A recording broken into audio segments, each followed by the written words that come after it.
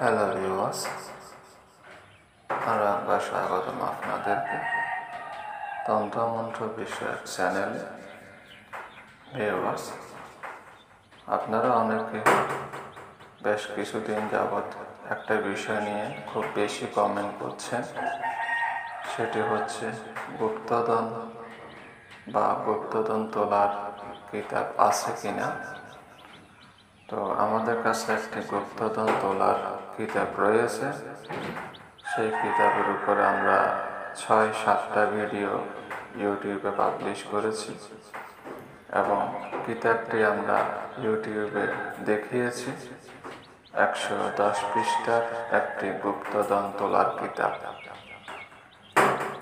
এই গুপ্তধন সবার ভাগ্যে থাকে না, সবাই পায়ও না।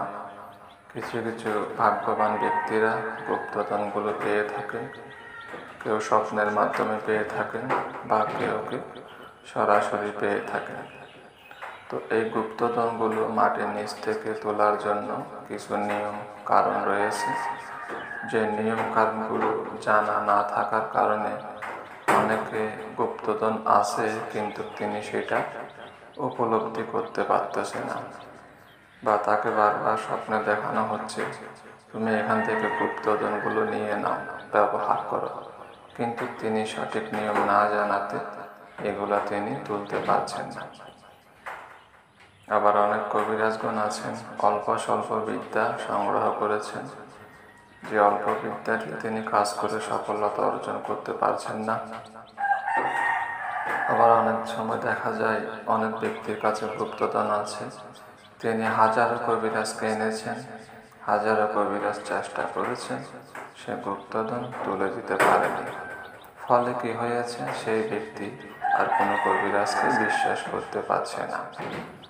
তো যেহেতু এটি গুপ্তধনের বিষয়, এটি সঠিকভাবে না জানলে, সঠিকভাবে প্রয়োগ না করলে এগুলো সংগ্রহ করা কষ্টসাধ্য হয়ে যায়।